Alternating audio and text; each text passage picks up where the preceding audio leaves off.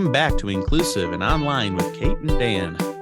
I'm Kate. And I'm Dan. You may recall that we spoke to Dr. George Sanders in our September 2022 episode. We discussed various financial barriers students face, and this month we wanted to refine that focus on a specific aspect of college affordability, the cost of textbooks and educational resources. Kate did some internet sleuthing on open educational resources. Care to share your findings with our listeners, Kate? I would.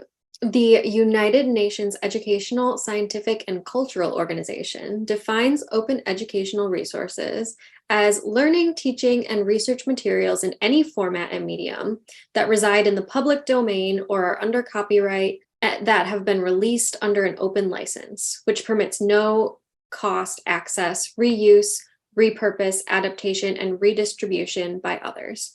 In essence, we're talking about a diverse variety of educational materials and resources that have been made available for anyone to use and adapt for free, making learning more accessible for everyone. But many people in the OU community may not realize that Moodle, our learning management system, is actually free and part of what's referred to as the open source movement. And recently attended a conference with Moodlers from around the world, and the work that's being done to make educational resources available in low or no cost ways is inspiring to say the least.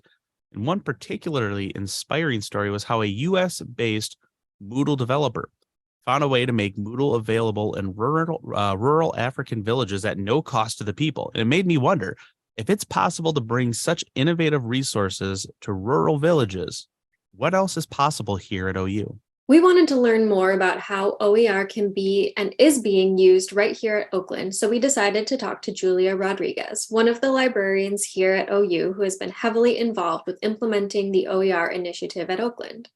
She is the Health Sciences and Scholarly Communications Librarian at OU Libraries and the team lead for the Campus Affordable Course Materials Initiative.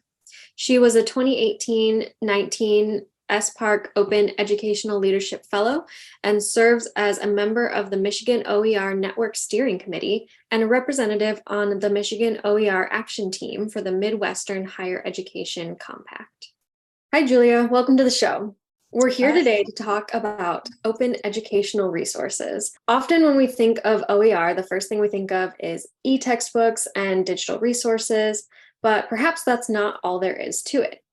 Can you tell us a little bit about what OER is and your involvement in the OER movement here at Oakland? Open educational resources, or OER as they're known, are teaching and learning and research resources in a medium that resides in the public domain or are released under an intellectual property license that permits their free use and repurposing by others. So that means that they have been given an open license that permits others to use them however they want to. The most common OER is an open textbook. I think a lot of people have heard that. But there's also workbooks, lab manuals, syllabi, case studies, basically anything you'd use for instruction.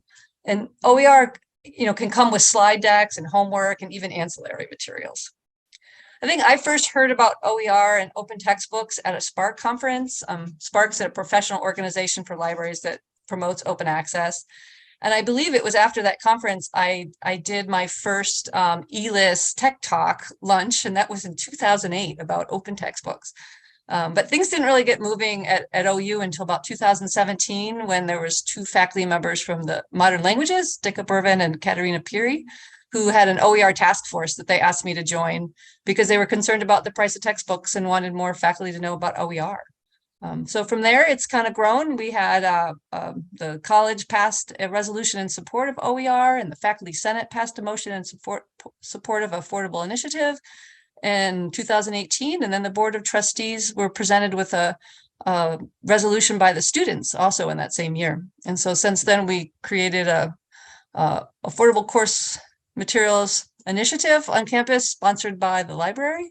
And I've been the team lead of that since we did that in 2019. So fun fact, at the faculty senate, where that got approved to be an initiative, I actually got to bring forward and say, can we waive the second reading on that at Senate? I think Dicka was concerned at that point it may have been a dead in the water initiative. And I reflected back on my time in financial aid. And you have a lot of discussions about books and the cost of education in that kind of department. So it was one that hit home for me as well. Open educational resources, I often hear, what kind of resources can instructors expect to find? How much work is there involved in adapting to an OER resource, and what kind of quality can they expect when they do seek out these resources? OER it comes in many different forms. So sometimes people are looking just to replace a textbook. Other times it might just be parts of a lesson.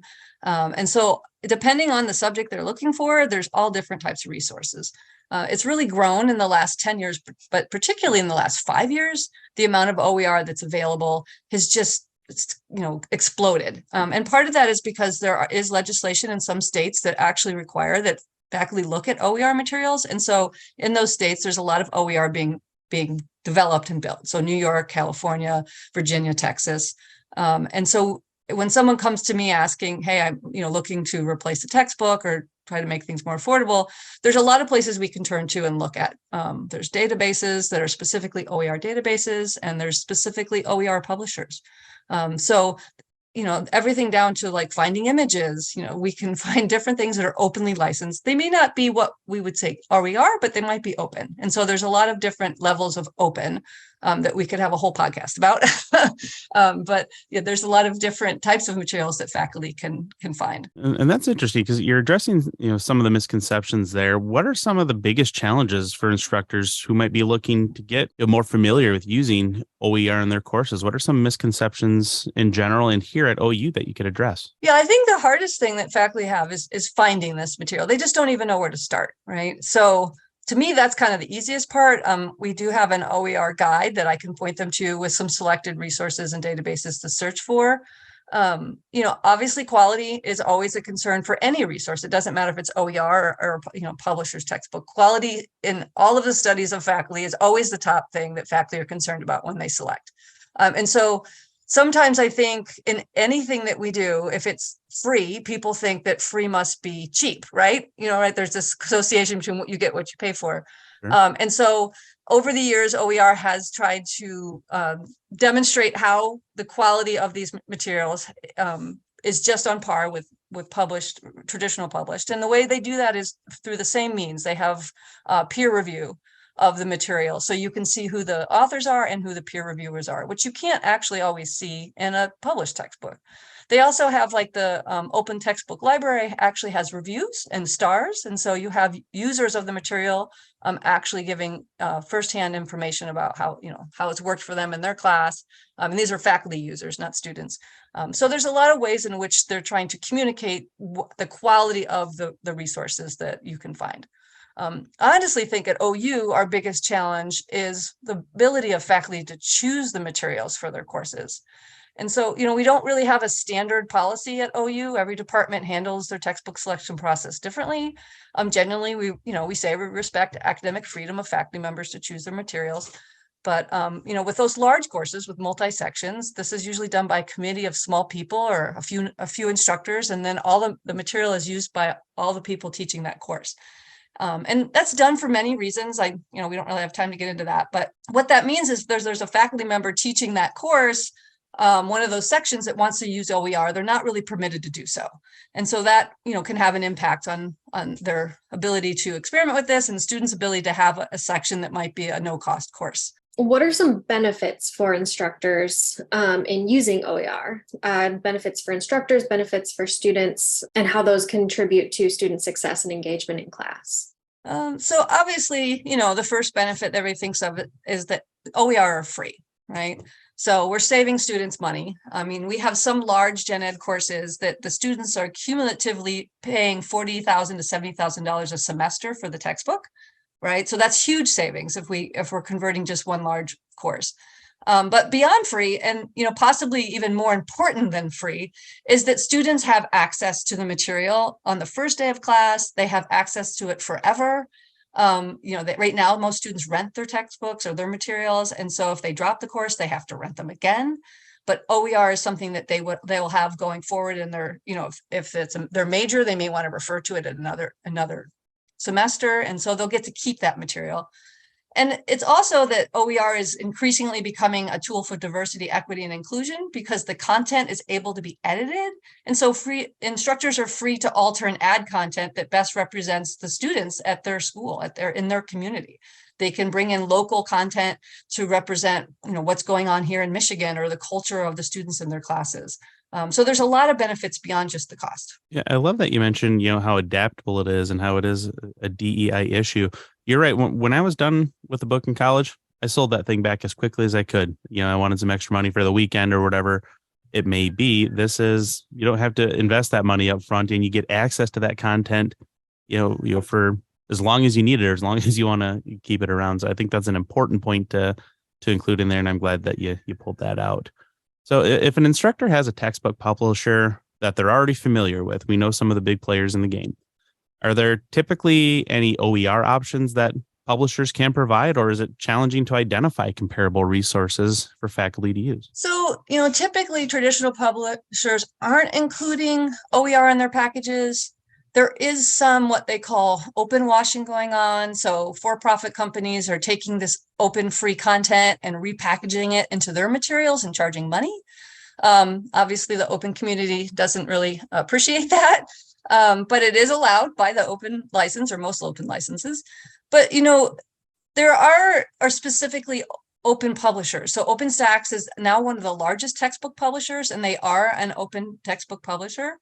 And most of the open textbooks get published by universities and consortiums. So, really when you're thinking about comparing these, there are tools that are out there for faculty that I have linked on my guides that I create for open educational resources that faculty can use to help them compare whether they're comparing traditional publishers or open textbooks. How do you look at the quality of this and ways in which to determine whether it's something that would fit for your course? I mean, right now, one of the things is that the traditional publishing model is to provide the instructor with everything, right? So they're giving them a 5-course meal. The emphasis is on the online courseware, not the textbook so much. Textbooks are kind of interchangeable, right? The content of a general course is interchangeable. And they get it that faculty are busy and that they're being asked to do more than they feasibly can do in most cases, right? And so they're providing everything to teach a course, the PowerPoints, the quizzes, the homework, the tests in some cases, all of it with the dessert, as I call it, because now they're offering the adaptive learning components. And so faculty sign on to that. But the reality is that there are alternatives. There is the OpenStax publisher does have a courseware called through Lumen Learning that only costs $25 to students. It's doing something very similar. So part of it is that this faculty don't know where to look. Faculty are obviously courted by publishers and their reps, and Open until this point doesn't really have those reps that come to campus and take you to lunch and send you things in the same way. So sometimes they're a little bit harder to find. One of the things that I, find interesting and many people may not know is that Moodle, our learning management system, that's a free tool to use too.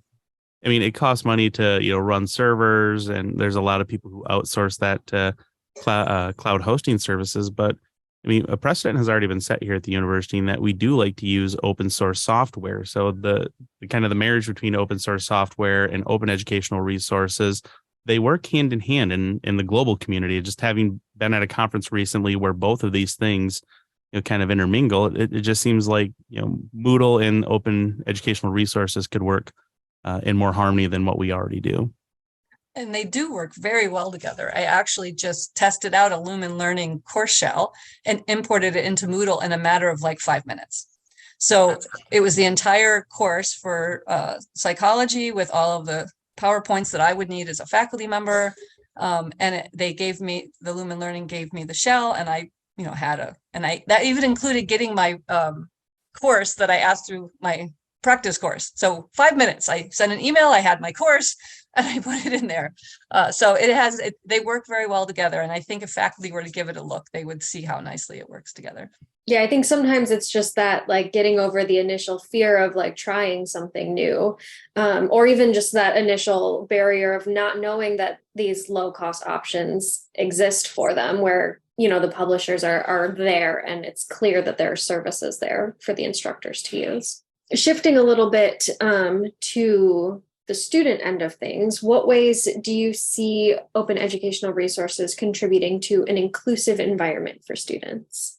So for students, there's been actually a lot of research about how OER impacts students, whether it's the completion of courses or taking more courses or even getting better grades. And so there's a lot of research that supports that. I mean, obviously, it's not in every case, because if you use a resource, whether it's OER or not, and it's not imperative to students doing well, then that's not really going to impact them, right? But OER is created, the OER community really focuses on accessibility. They have accessibility in mind. So the text is easily enlarged. There's closed captions.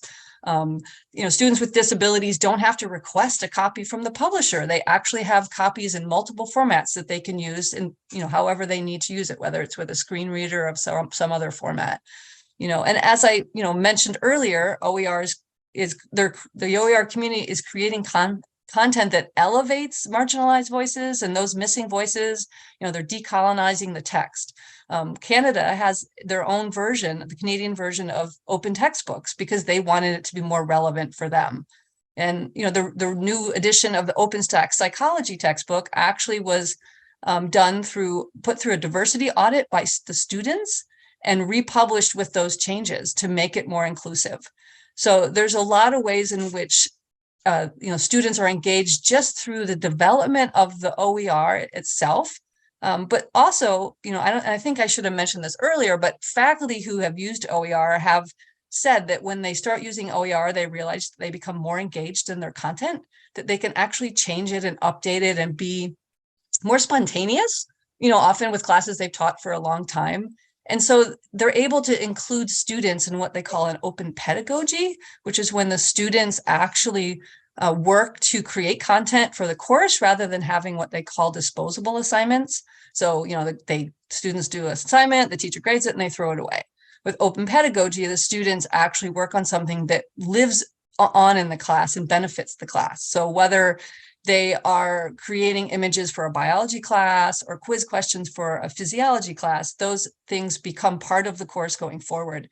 And so students become very engaged when they get to do those types of things. Not to mention the fact that projects like that can really engage students learning on a different level and really helping them to engage in the material rather than some of those traditional, multiple choice pen and paper assessment measures. Yeah. And they even have things for their portfolios to show that they get to. So when I go to conferences, I always go to sessions where they talk about those different techniques that they've used, and part of it's, again, going back to the inclusivity of having students respond to the text, what voices are missing, just even changing images of who's represented.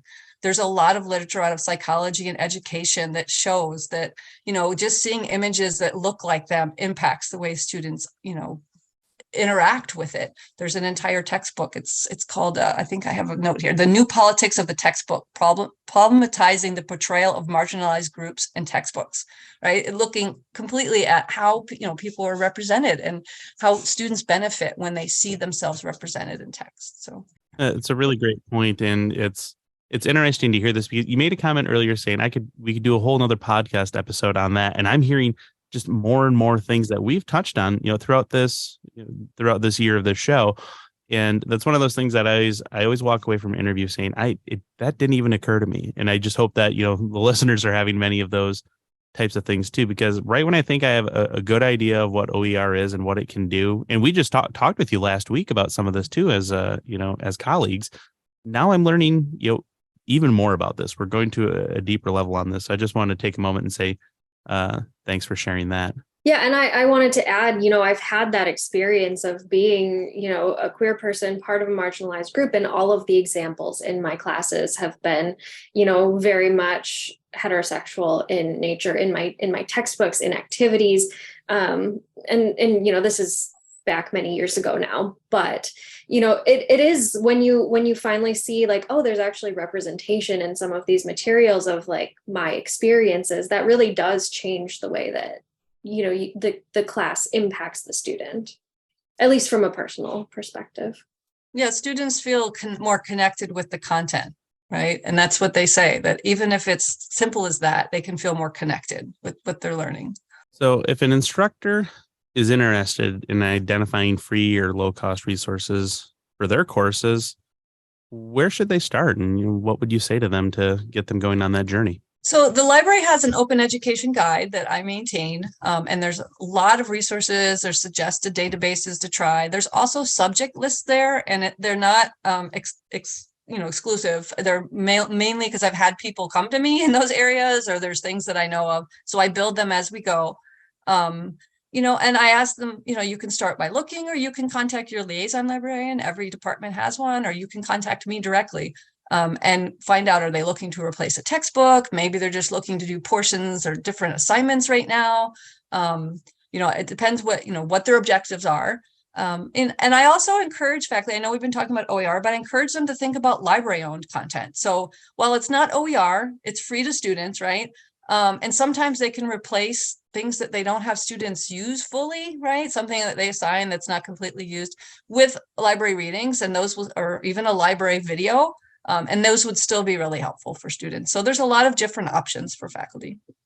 It reminds me of when we were undertaking digital accessibility here, and that you can, approach this bit by bit, try a little bit here. So you're saying you don't have to look at the entire textbook, but where are some opportunities where we can start with this? So don't think that you have to, build the house overnight. You can just start with cleaning up one room and going from there. So I think that's an important point to make. Yeah. And there's a lot of textbooks that are already out there, because a lot of people are like, I don't have time to create that. And I agree. This isn't, when I say about using online courseware and trying to get us to think about moving away from that, it's not going to be a quick lift for everybody in every course, but there's a lot of material out there already. So let's start adopting that. Let's start with adopting even chapters from books. Even if you still have a paid book, you can start adopting chapters from OER books and see how that goes. Yeah, and even taking one step now and finding a resource, because these resources are adaptable, that can grow and change and become a really rich and deep resource for your course over time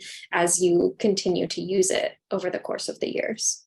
Yeah. And I have faculty, they started little and now created their entirely own content for their course, and they're publishing it as an OER. So because they started enjoying it and really it being inspired by that. And then I open up that, question about open pedagogy and having students help. And they thought, oh, I had never thought of this. And so, yeah, it's a fun journey. So before we wrap up the interview for the day, do you have any final thoughts that you want to share with our listeners? Yeah, I think, if I would say that, when I first started talking about OER at OU, we were ahead of our peers, our peers in Michigan, our peers down the road. And in the last 5 years, the other universities have really stepped up and made a lot of progress moving courses to using OER and free materials.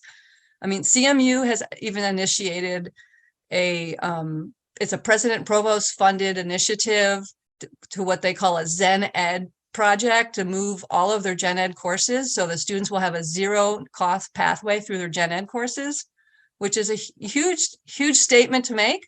But they've started slowly on that process. GVSU, Western, Michigan State, they all have made, huge progress and announced the savings for students.